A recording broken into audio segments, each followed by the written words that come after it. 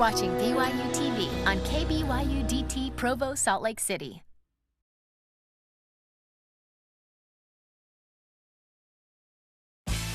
Next on BYUSN, BYU football takes the wrong country road in West Virginia and finds a 30-point loss. We're driving the wheel of accountability to determine where change needs to happen first. Plus, ESPN's Trevor Matich back for another Matich Monday to discuss how BYU can fix things, turn the page to Iowa State, and he recaps just how unique Taysom Hill is. Who in the Big 12 is pulling away with 3 weeks left in the regular season? And it's the first ball night of the season as men's hoops host Houston Christian. What are we expecting tonight in this season? Welcome to BYU Sports Nation, presented by the BYU Store, official outfitter of BYU fans everywhere. It is Monday, November 6th. I am Spencer Linton.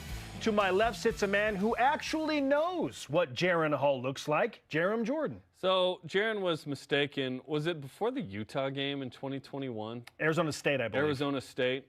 I get my Pac-12 wins mixed up. There's a news station, I guess, MNSP News in Minnesota, MSN, who tweeted out Jaren Hall warming up in a Kirk Cousins shirt before making his first start. No, it's not Jaren Hall. What is it with Jaren Hall being mistaken for people? Hunter Miller doing his job and grabbing this before it was deleted. Yeah, for the crowd coming in after it was deleted. Thank you, Hunter. Listen, mistakes are made. I tweet out stuff that I delete later, too. I'm like, oh, that stat actually wasn't correct. I got to correct that or whatever. But it's your quarterback. It's happened a few times. It's the quarterback of a professional franchise. What are we doing? What? Seriously, what are we doing? Yeah, bummer for Jaren. Played really well in the time he was in, and then got knocked out with a concussion. Josh Dobbs did a great job, so it's going to be hard to overtake that probably until maybe Nick Mullins is healthy. Who knows? Josh Dobbs probably doesn't know what Jaren's name is because he said yesterday, I don't even know anybody's name. I was just like, hey, you run this way. In the post-game interview, someone came up to Josh Dobbs, I didn't know who it was, and was like, nice job. And he's like, hey, brother. And like, he didn't know. Yeah, he didn't know. So, yeah, good luck with that. Yeah, if there's one guy that could probably get away with not knowing who Jaren is at this point, it's Josh Dobbs, because he just got there. That's it. But not your hometown Minneapolis station. Yeah, social media manager, MSN. Come on. Oh, energy. Well, it's where it needs to be today because we've got a lot to talk about. It's only coming down from here. A lot to talk about. We need to start high. All rise and shout. Let's get to what's trending. It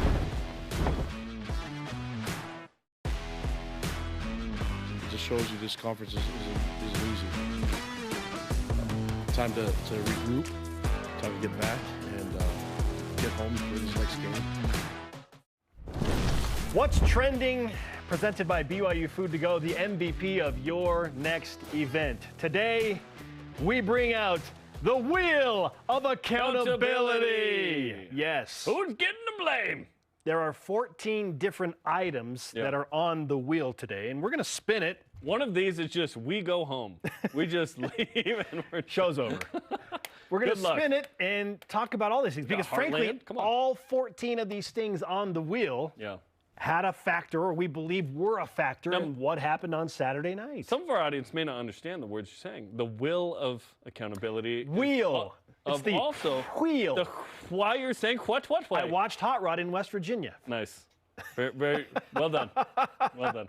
All right. Let's spin her. Let's go. Let's spin the wheel. Let's see what we're talking about here. All right. Oh, you're just going a simple one. Well, yeah, it's calculated. Okay, East Coast game. East Coast How game. much of the blame and the fault of what happened on Saturday night just falls with BYU playing on the East Coast where they traditionally just don't play well? Well, I don't know about that. In the Clyde-Stuckey era, BYU was, I think, 9-6 in the Eastern time zone. It's not like BYU was above 500. Maybe it's just that West Virginia is a good team and it's Power 5 football and it's November and it wasn't UMass. Exactly. I know that. No, East Coast. No, I mean, a lot of travel, but like this wasn't a close game. No, this was a 30-point and it was a night game. If it were an East Coast afternoon game, I'd be more inclined to be like, yeah, that's tough. Long trip, early turnaround. Yeah. No. This was a night game, and apparently the Vampire Cougs had a little sunlight hangover. They were in the sun a little bit too long because they didn't show up against the Mountaineers. Did not show up. The stat's still good, though. Everyone, like, I saw one media member said, time to hang that one up. It's like, well, BYU's what, 21-1 in the last 22? Like 26 and it's 4. Still pretty good. All right, okay, spin it again. No, East Coast game is I'm going long on this not one. at blame. We're going big far spin. In. Big money, big money. Yeah, here we go. 500. Let's go. Okay, slowing down on injuries. Now, your pregame injury report was way too long for me. Brutal. I was like, Spence, wrap it up. As the former producer of that show, not just saying you've taken too long. And that was short. The guys on the list were too many. Yeah.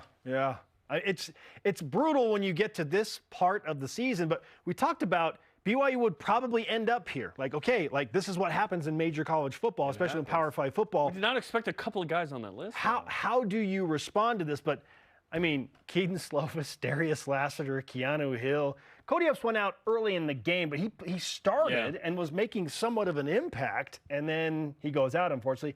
LJ Martin was available but did not play.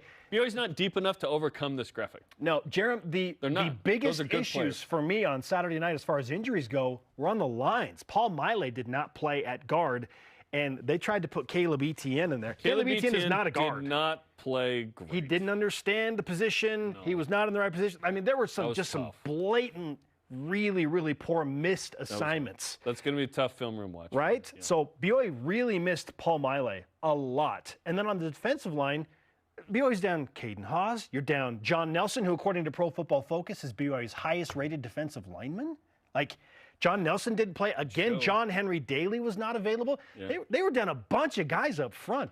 And it showed against one of the best offensive lines in the Big 12 from West Virginia. Injuries were a big deal in this. Huge they really deal. Were. One of the biggest deals of the game. Next. All right, spin it again. So injuries absolutely take some of the blame on the wheel of accountability. Okay, we talked about the night. We talked about the night game. So no, it's not about the night game, but turnovers were huge. Jerem, BYU has thrived when they have figured out a way to turn the ball over, turn the other team over, I should say, and some takeaways. Yeah. It was BYU giving the ball away against West Virginia. Yeah, the Parker Kingston one is tough, right? Parker's a good player. That's 2 fumbles now where he's trying to make a play, and that was the longest pass play, I think, of the game, right? 23-yarder, and then trying to get upfield. I'm a big fan of Tyler Lockett. Tyler Lockett, when there's a group of 3 dudes coming right at him, like in the middle of the field, once he's got like a chunk play, he just goes down. I'm not saying Parker should necessarily just give himself up, but after 2 fumbles like that, one of which is in that situation, get into the contact, dive forward, get another yard or 2, and then maybe we just move on, right? Especially in this game where that was right before the half. BYU could have gone in and got a touchdown. Maybe it feels just a little bit differently. Yeah. I'm not saying BYU wins the game, Spence, but just get yourself some mojo. Sure. Hunter Renfrow is another smaller receiver in the league that does that. Get the first. And then just down. Right? I don't know. Minimizes the contact. Yeah. Okay, but turnovers, it felt like BYU, and to their credit, like in previous games where BYU's given it away, they've been able to like generate some type of momentum shifting play back on their side. BYU never made that play. Not one time all night was the momentum shifted where it felt like, okay, BYU's got something going. Outside of maybe, Jerem, when they got to midfield when they were down 7-0, they had something going, and then they decided to go fast, and then a block is missed blatantly on a 4th and 2 call, and you give the ball back to West Virginia. And the kickoff return was cool, but you're down 24-0 at that point. That gets called back with this mysterious flag that was not on the field anywhere. I was looking for the flag. After the fact? I was looking for the flag. I'm like, there's no flag. Glasker. BYU was lined up to kick the extra point. That's way late. That's that's a bummer. So that could have been the play. Yeah, it's a good point. The kickoff return could have done something. Yeah, something. Just because what I wanted from BYU, what I want in these games, BYU's going to lose. I thought BYU would lose 6 regular season games. I did not want any game where BYU just got blown out. If one happened at Texas, that happens. Now it's been 3 consecutive road games. Now it's bad. Like it's not what we expected from this team, and this team we felt was too talented to just get worked against TCU, Texas, and West Virginia now, so that's tough. Turnovers, okay. Hey, you going big spin? You going big spin? Oh, yeah, I'm only big spin. That's how we roll, man. Okay, we discussed injuries and turnovers and East Coast and night games. What do we have next? How about the offensive line? What do you think? Yes, the offensive line is going to take some heat here. What can we say that we haven't said already here? Well, maybe we need to ask Trevor Maddich about that, and we will. And we will. I can't break down O-line play that well, but I know it's bad. I know it's really good when I see really good, and I know it's really bad when I see really bad. Sure. Obviously, it's not great. It's terrible right now. You know what? We should listen. Hard to watch. We should listen to Kalani Sitake right now, and then discuss more after this. Yeah. But I just felt like there was just too many whiffs, and by that we were just unblock guys, and whether it's a run game or the pass pro, it wasn't good enough. Straight up, in the words of the head coach, it was not good enough. And clearly. anytime you're saying whiffs, plural. Okay, I don't like my O-linemen to be matadors, but that's what it felt like a couple times where I was like, are you avoiding the bull coming at you? Like, just not what's going on anything here? like Yeah, there were some tough moments for sure. Right. And so the offensive line is to blame. In this game, but who do you hold accountable there? Do you hold the coaching there accountable? Do you hold the players? Or is it both? Everybody is held accountable. Injuries factor into this because you got guys in positions they're not usually playing in. Yes, but why isn't there a guard that's ready to go behind Waylon? Was it Waylon? Paul. Behind Paul. Why isn't there a guard ready to go? It's a good question. I'm confused. Why we can't just say, well, no one was ready. Why not? Why not? Yeah, Daryl Funk and his group certainly need to play better. Yeah. We felt like that was a really talented group coming into the season. Jerem, we thought it was maybe the best position group that BYU had. I didn't. The best. I thought they were deep, but that was obviously Aaron Roderick. The last 2 years? No way. The last 2 years were awesome. Amazing. Aaron Roderick, and again, receipts are flying in. Yeah. When he said in August, we have upgraded at every single position on offense. And maybe quarterback's a wash. Because you lost a guy to the NFL. Now that we've seen 9 games, did BYU upgrade in any position on offense? My goodness. I would argue no. Well, this offense is BYU better at quarterback with Jaron Hall than they were with Jaron Hall or with Puka Nacua at wide receiver?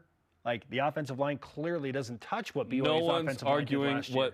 Well, and it's the whole offense, Spence. All elements of this offense are not as good as last year. You know what I hate about this? And that's hard to swallow. The Barrington brothers leave for Baylor, and Baylor's having a terrible season. Like, how much would BYU benefit from having the Barrington brothers and their experience on this offensive line? I hate it. I don't know how to quantify that because it's not like they're dominating at Baylor either. So I don't know. Yeah, tough scenario. Yeah. But, unfortunately, the offensive line has just underperformed, and they know it. BYU felt like it brought in talent and had good chemistry, but unfortunately it hasn't clicked for This is not an attack on individuals within the offensive line either. Yes, it is. It's an attack on all individuals. It's a group thing. Love these people, but obviously need to play better, and they know it. We're not telling them anything they don't know. All right, next one. Okay. You're up. Spin the wheel. After the offensive line, we bring up officials. Oh, the officiating. Oh, the officials made this wheel. Okay. I am not blame the officials guy ever. But. However, it was so bad early in the game that they set a tone, and like that just felt like, gosh, what can we do? Like literally, I watched several players come over to the sideline and say, they're not letting us play. They don't even let us play. Like Eddie and Jacob after the first drive? Yes. Like what? I didn't do anything. Yeah. So and those were big calls, right? Big penalties that just guided West Virginia down the field, and they almost felt like they were gifted a little bit of a touchdown. Well, continue. Okay, so that one hurts. Yeah. And then the kickoff return, oh my gosh, that hurt. The targeting penalties or the late hit on the quarterback, like multiple penalties where it's like, that was not a late hit. Yeah, they review it, it comes back. It was not a late hit. So I'm not blaming the officials for losing BYU the game. BYU did that on their own. When you lose by 30, you can't blame officials. But they can set a tone, and the tone was tough early. BYU was very frustrated as a team early, and that's just another mental barrier you have to overcome. You get stopped on 4th down at 50-yard line. West Virginia goes down, scores. Nothing to do with that. You're up 14-0, and it's like, okay, well, things are clearly against BYU, not going well for BYU. Execute on 4th and 2, score a touchdown at 7-7. Officials are out of it, right? Like I don't think if that's 3 and out that BYU wins this game. I certainly could have changed the beginning of this. Officials can set a tone. But but they were not. I just feel like BYU got absolutely worked in this. They did. And that there's no single entity. How was that pass interference? Yeah, I don't like that one. I didn't like this one either. How is this pass interference? Yeah, I didn't like those either. Oh, my gosh. And we're in the same league as West Virginia now, so we can't blame some other refs. You know what I mean? They're our refs as well. And then there were a couple of these where it was like, hey, they went offside. That one's on Kingsley. They got back. It's like, stay in your if position. You don't touch them, just stay in your position. You're going to get called for the very odd offsides on the offense. Right? / false start. Weird deal. I'm not blaming the game on officials, but they did set a tough tone early. BYU was very frustrated massive issues that didn't help, I guess is how to maybe summarize. For sure. Okay. Your turn. Spin the deal. Let's go. The will of the deal. The deal. And we land on Big 12 road games, Jerem. Big 12 road games, dog. Okay, BYU's 0-4, and the average score is 39-13 right now. Yep. BYU's not. It's not even 13, right? It's like 12 point something, right? 12.8. I rounded up to be nice. So at Kansas, BYU scores 27, gives up 38. But it's 11, 6, and 7 points now, and 13 points in back-to-back weeks. That's tough. In Big 12 play overall, there have been 205 pass attempts, 3 sacks. That from Cougar Stats. Yeah, it's just BYU is really good at home, but really bad on the road. It's tough. Women's volleyball is kind of encountering this as well. Yeah. 11-0 at home, 4-5 on the road. Obviously, playing on the road is hard, and in this league, and certainly some of those teams are pretty good. You look at Kansas, TCU, Texas, West Virginia, there's no gimmies in this league at all, even though West Virginia was picked to finish last. And so that's tough, man. It's tough to go out on the road and win. And Oklahoma State, I would argue, is the second-best team in the Big 12 right now. And that is the last remaining road game for BYU. So that is going to be a challenge as well. Oh, my goodness. How does BYU turn the page after back-to-back blowout games? That they haven't lost back-to-back games all season. Which is to BYU's credit. They've responded. This is a new kind of coming back home. Iowa State mental adversity, but they are coming home. By yards. We need the Vampire Cougs to show up more than ever before. Yes, for sure. Can I spin this one? You do it, or we can. Yeah. It's Jake Retzloff. The slow spin. Jake Retzloff, in no way, shape, or form, is the reason that BYU lost this game. I was very encouraged by what I saw Not at all. Jake Retzloff. Like, what more do you want from a guy making his first start on the road in that environment, with no in that situation, with a banged-up offensive line that's whiffing, in the words of his head coach, whiffing on multiple blocks? 3 of your top 5 receivers out. What'd you like from his performance? I love that he just didn't seem, the moment was not too big for him. Which is pretty good for him. Like, he was ready to play. JUCO dude, haven't played yet. He looked like he had been the starter all year. He was in command of the offense, Jim. Yeah. He knew what he was doing. I like that moxie. And I like the pace that he plays with. I love that he can set up BYU in some 3rd and shorts because he can scramble around and get some yards and do some things. Yeah. So I know he was excited about the opportunity to play, but he was at the forefront of just disappointment that the offense didn't do their thing. And he's going to feel responsible as the quarterback for all elements. This is not on Jake Retzloff. Let's hear from BYU's quarterback from Saturday night. We're happy we didn't leave a 0 on the board at least. But I think there's a lot of highs, a lot of lows. I think, like I said, it's hard to know how I did standing right here in front of you. I think I did a good job protecting the ball. But other than that, we're going to go watch the tape, and we got to figure some things out so we can execute better come next Saturday. Amen to that. He did take care of the ball. He did 2 things that I really liked. One, he got the ball out quick. He's got this kind of shortstop, sidearm deal going. Unfortunately, his mechanics in some moments failed him in longer throws. Yeah, across the field. But also that he ran the ball. In the future, I don't see a time where BYU won't have a mobile quarterback. Talking next year and beyond, that really set up BYU in some 3rd and shorts that we weren't used to, and that was great. Now BYU needs to execute on said 3rd and shorts. But I do feel like nice. I do feel like I need to say this. Keaton Slovis has taken a lot of blame. It's not on Keaton Slovis either. No, to me, all of this starts with the O-line, frankly. Yes. If the O-line is effective, now you can look at the run game / quarterback a little more. But yeah, quarterback's got to play well, and I thought Jake Retzloff played his about as well as you could hope for in a guy in that situation. And listen, everybody involved with the offensive line, like it's not just one player or one coach, it's everyone. It's coaching players, it's a collective unit. Yeah, it's on and Aaron they know Roderick it. as the play caller. It's they on know it. Everybody. But it's like it's not on Keaton Slovis either. All right, our Mailbag Monday. You ask questions, and you asked a lot. After the game. Hey, on fire or dumpster weekend. fire? That's how it goes. Okay, we're going to answer some of these on the show. At Dal Smithy on X asks, which was worse, the TCU loss or the West Virginia loss? I say the West Virginia loss because it never felt. It never felt the whole time I was there like BYU even had an inkling of hope. At least I felt that for a minute at TCU when BYU had created some turnovers, like they'd given up an early touchdown, but they got a pick, and like Eddie Hecker made a play, and it was like, okay, maybe here we go. At least BYU was within, 16, had scored in the first half and within 16 points at halftime or something like that, whatever it was. Yeah. That was not the case at West Virginia. Like it felt like the game was over at 21-0. We had not seen a performance at TCU quite yet in a loss like that, and now we've had 3 of those where you're just not moving the ball, not scoring, and getting blown out. So West Virginia, because it seems like there's a lot of negative momentum right now given the last 2 games and 3 of the last 4.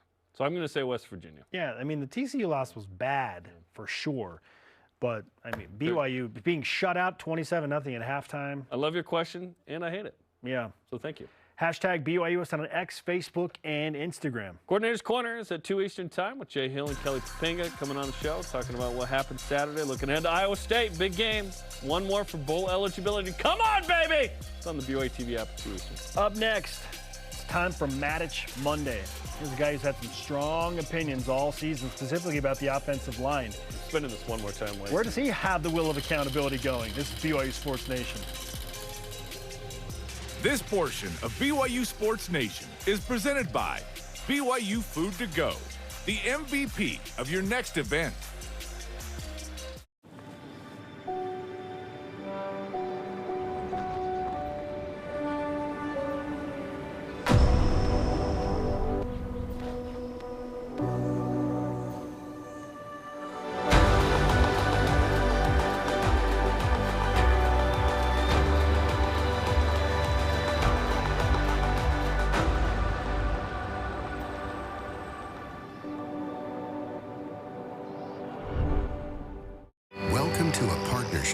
Customer experience comes first.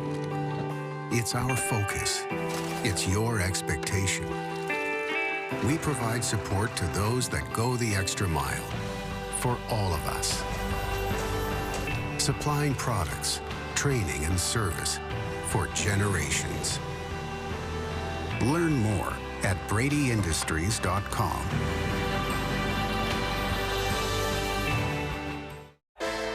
If you're looking to build your brand awareness and increase market share as BYU moves into the Big 12, this is the place, BYU Athletics.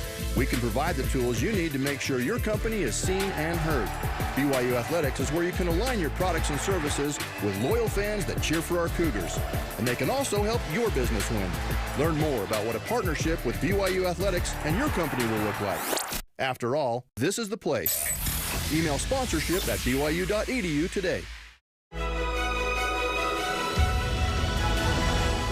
Life. People have been telling me what I could do and couldn't do.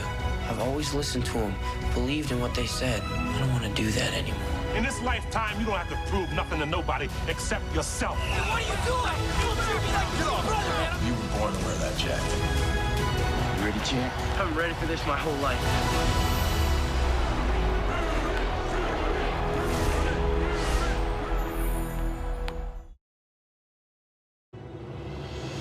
That's not our football. That's not us, and that's disappointing. There's blame to be held on everybody. Coaches, players, staff, everybody. We are live at Studio B with your day-to-day BYU Sports play-by-play. I am Spencer Linton alongside Jerem Jordan. Let's roll out another Mattich Monday with ESPN college football insider and analyst Trevor Mattich. He is a national champion of college football. Trevor, welcome back to the show. I wish it were under different pretenses when it comes to how BYU performed against West Virginia, but The tape is out, another 30-point loss, another head-scratching, lackluster performance on the road. So where do you begin to try and fix this thing after what you saw on Saturday night? You know, there are things that can't be fixed. They just have to sort of be fought through as best as possible.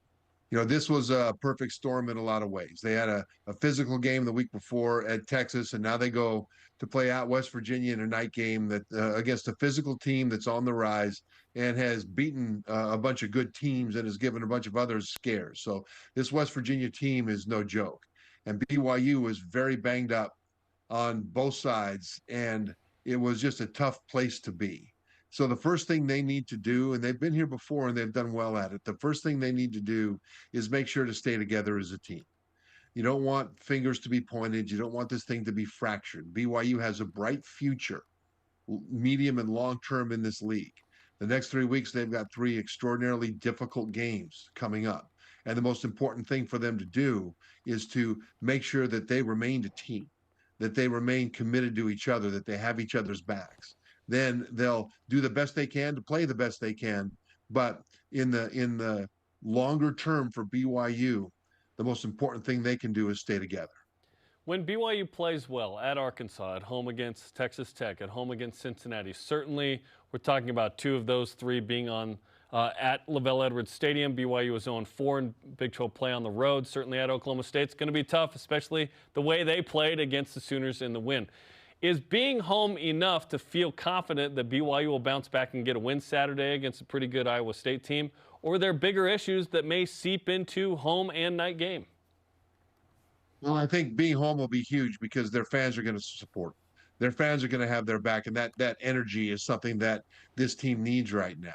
Will it be enough to win? No. The problem is that Iowa State is a team that has won in the Big 12 for decades in the same way that BYU has won and needs to win now in their first year in the Big 12, and that is in the margins. In other words, they need to get the hidden yards in special teams. They need to have fewer penalties, fewer mistakes in alignment, assignment, technique.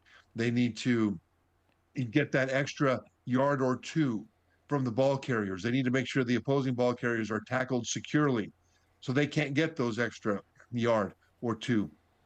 They have the fewest penalties. This is what Iowa State does as well or better than anybody in the country.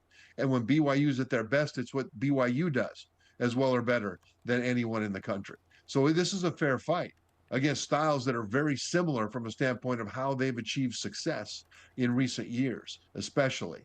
And so, you know, BYU is going to have to tighten down those things because they've got enough injuries that they're not going to be able to go out and just out-athlete Iowa State. Iowa State and BYU are the last 2, the bottom 2 offenses in the Big 12 in terms of yards per game. But Iowa State is the top defense in the Big 12 in terms of yards per game. So BYU is going to need to win this game with brotherhood, with camaraderie, and with execution. And the fans are going to help them get the energy. Trevor, when I was watching the game in Morgantown, and I'm 100% not blame the officials guy, but it kind of felt like the first few drives just set a really negative tone against BYU with the way that the calls were going, and BYU never really responded.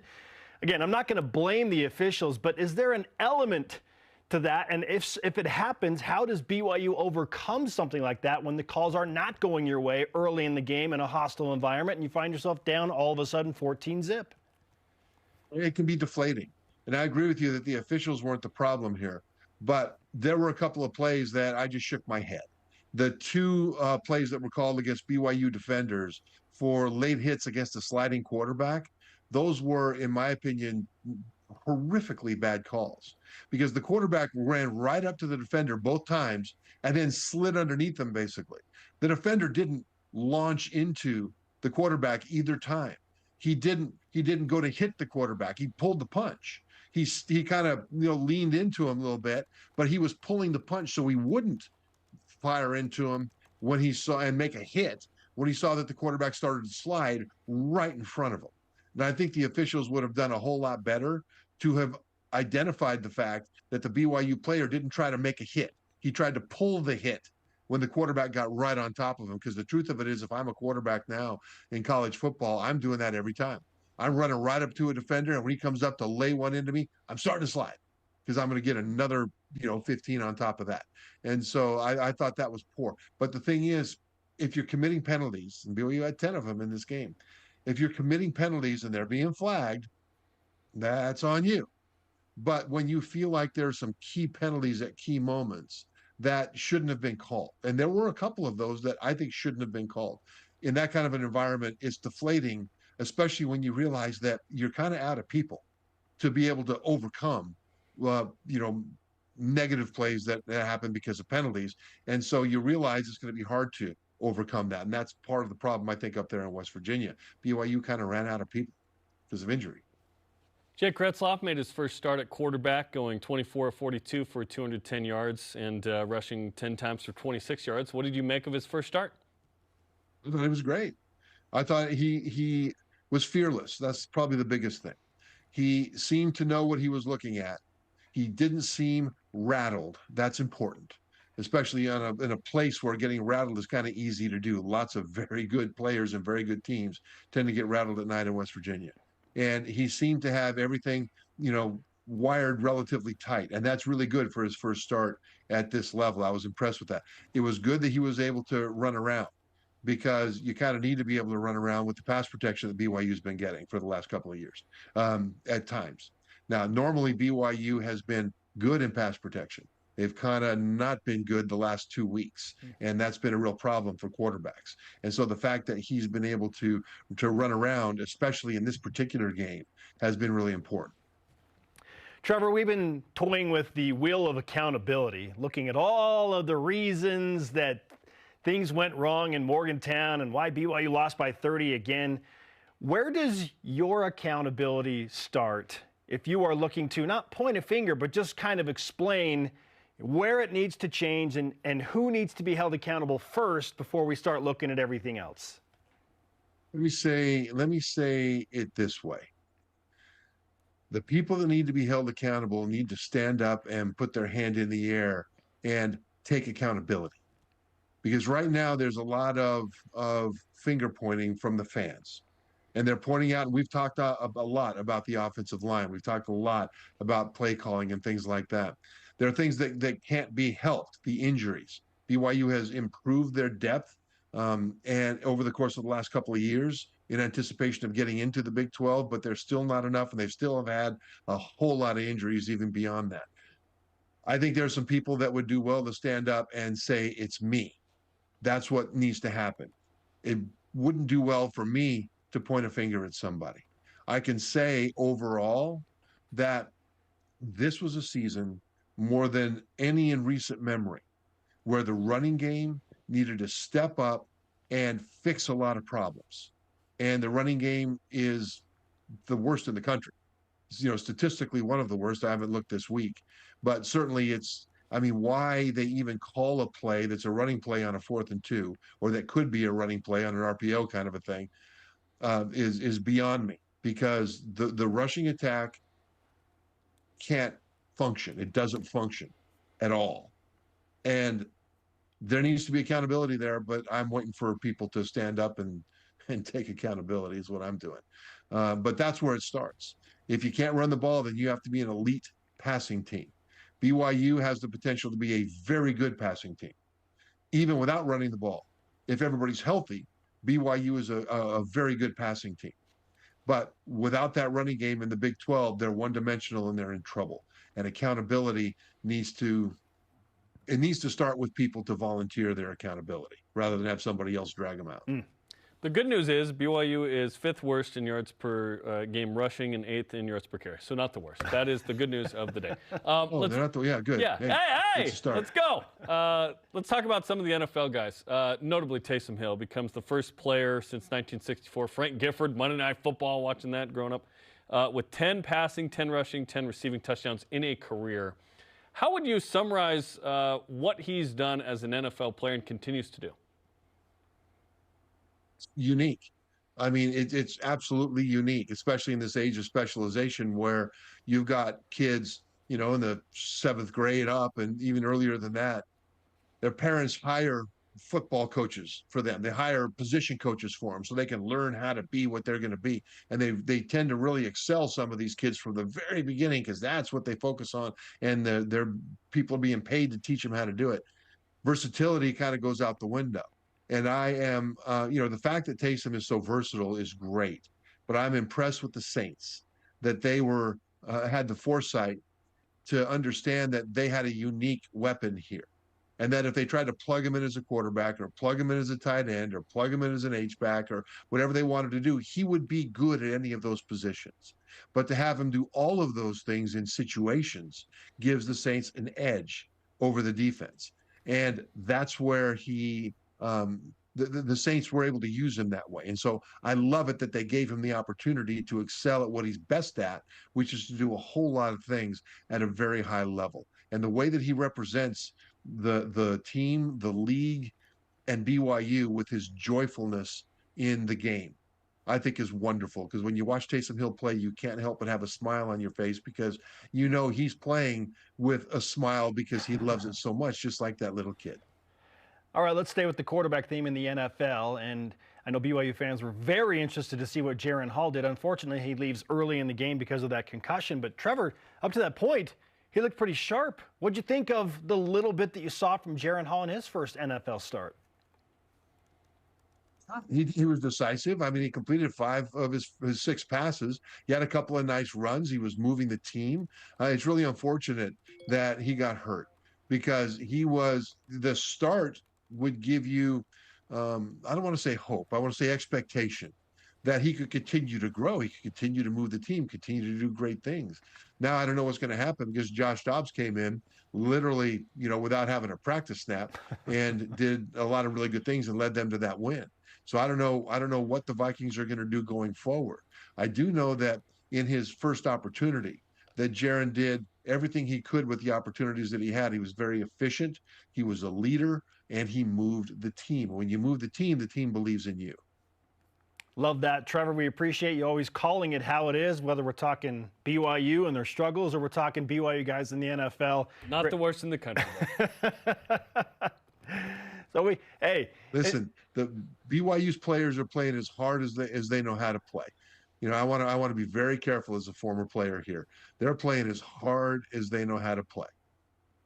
Yeah, and you can only do so much when certain things are not in place. Trevor, again, we appreciate the time. I wish you many bowls of candy corn as we all try and get through this week and get to something better against Iowa State. At least there's some hope. Halloween is just 362 candy corn shopping days away. Thanks, Trevor. ESPN's Trevor Maddich on BYU Sports Nation. The run game didn't get me in a bad mood, but now the candy corn. I'm like, oh, candy corn. Man, that's performing as well as the run game right now. Just get better. Let's go. Okay, men's basketball season starts tonight. Let's go. Houston Christian. Used to be called Houston Baptist. The Huskies in town. Looks like UConn. It's Houston Christian. HCU. Yeah, baby. 8 Eastern time. We got pregame on BYUtv and BYU Radio. The game is on ESPN+. It's Selection Monday for BYU women's soccer. So with the loss to Texas in the Big 12 tournament, does BYU have enough to still get a #1 seed? This is BYU Sports Nation. BYU Sports Nation is presented by the BYU Store, official outfitter of BYU fans everywhere. Everyone loves going to the dentist, right? When was the last time you had your teeth cleaned? Heart disease, Alzheimer's, stroke, dementia, and other inflammatory health conditions can be linked to periodontitis, a severe stage of gum disease. To help fight against gum disease, have your teeth cleaned regularly by a dentist or hygienist. To review the science behind these findings, go to visityourdentist.org. Dental cleanings are essential for your health. This message is brought to you by the eAssist Dental Health Education Foundation.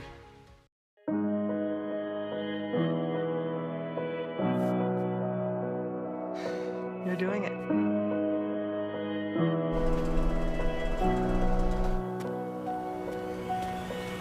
You got this. Yes, this is great.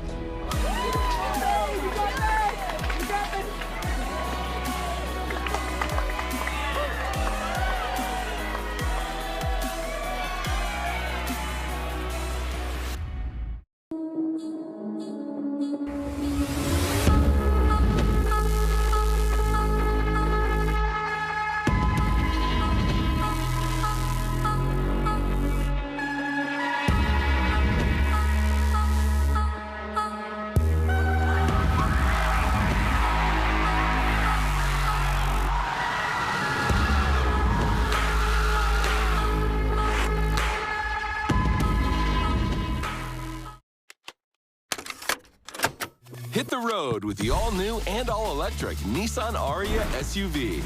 Equipped with ProPilot Assist 2.0 that guides you through lane changes and helps you maintain distance between cars. 360-degree traffic monitoring and freeway mapping keeps you centered for smooth and precise driving. ProPilot Assist takes some of the stress out of your commute so you can enjoy the ride. Available at Tim Daly Nissan Southtown and South Jordan. Welcome back to Studio B. I'm Spencer. He is Jerem. Let's roll out your Monday headlines. BYU football loses at West Virginia 37-7, 277 yards of total offense, allowed 336 rushing yards. Cougars now 5-4 in the season, 2-4 in Big 12 play. Mountaineers led 37-0, and Robin scored his first rushing touchdown of the season late in the fourth. 1 touchdown in the last 10 quarters. That's good.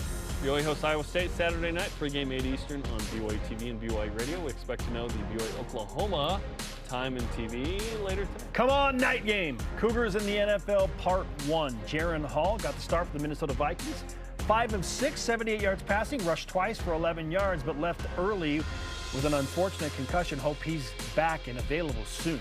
Tyler Algier, 12 carries, 39 yards and a touchdown, and a Falcons 31-24 loss to Jaron Hall and Kyrus Tona's Vikings. Taysom Hill had 11 carries, 52 yards on the ground, 4 catches, 13 yards, a touchdown, threw a 3-yard touchdown pass as well. First player with 10 passing, rushing, and receiving touchdowns in an NFL career since Frank Gifford did it in 1964. Nice. Jamal Williams, also for the Saints. 6 rushes, 6 receiving yards for the Saints in a 24-17 win over the Chicago Bears. Puka Nacua had 3 catches for 32 yards for the Rams in a 20-3 loss to the Packers. Puka broke the Rams' all-time record for receptions by a rookie in a season for the Rams. Kyle Van Noy, he was giving it to my Seahawks. 2 sacks, forced fumble in the Ravens' 37-3 win. It was tough to watch. Sione Takitaki, 3 tackles, pass breakup, had a pick in a Browns 27-0 win over the Cardinals. Takey. Yes, thank you, Berman. And Zach Wilson and the Jets host Michael Davis and the Chargers on Monday Night Football tonight. BYU men's basketball in their season opener tonight. Hey! Heavy favorites against Houston Christian, 9 Eastern. You can watch it on Big 12 now on ESPN+. Pre-game coverage begins at 8 Eastern on BYUtv and BYU Radio. Number 7 women's soccer loses. Just the second loss of the season. 3-1 to Texas in the Big 12 championship game. It was tied 1-1 at halftime. Brecken Mozingo had a goal late in the first half. 4 BYU players were named to the All-Big 12 tournament team. Kendall Peterson, Olivia Wade-Katoa, Brecken Mozingo, and Ellie Walbrook. The NCAA Women's Soccer Selection Show is this afternoon, 4 Eastern on NCAA.com. If RPI matters as much as they say they do, give them a 1 seed. If they don't, then we just... Garbage! Yes, it is garbage. RPI is garbage, regardless. Lauren Gustin, one of 50 players on the Naismith Women's College Player of the Year Award watch list. Somehow she's not a preseason all-conference player, but she's on the National Player of the Year preseason list. 16.7 rebounds a game last year, 27 double-doubles. And, hey, she's an incredible player. She has so much on her shoulder. The chip on her shoulder is so huge right now. I love it. She needs to I love it. Number 12 women's volleyball swept Cincinnati on back-to-back nights, Friday and Saturday, and moved to 20-5 on the season, 9-4 in the Big 12. Erin Livingston, 19 kills in each match. That's in 3 sets, by the way. BYU gets to 20 wins for a 12th straight season. Those are today's headlines. Now we whip it. The Cougar Whip Round presented by Maersk, your e-commerce logistics shipping partner. Call your shot. What seed will women's soccer get this afternoon? A 2 seed, and I'm going to hate every second of it. It's going to be a 1 seed. I hope it's a 1 seed. They have earned a 1 seed. They absolutely have. 16-2-3, RPI number 2. Runner-up to Texas, who's a good team as well. No, basically playing on their home field. I believe BYU will be a 1 seed. If they're not, they'll host at least 3 games if they keep winning. If they're a 1 seed, they could host up to 4. Give them a 1 seed. They have earned and deserve a 1 seed, but I just have this sneaky suspicion that somehow they're going to end up on the 2 seed line. You going Cougar Board conspiracy here? They always give us the business. No, not so much. They didn't play particularly well in the last game that the committee watched BYU in, and so it's like, they should have won the tournament, and then they'd be a 1 seed. Resume is really good, though. And guess what? BYU's not in the WCC. They play in the... quality wins all over the map. All over the place. RPIs reflect that. Give them a 1 seed.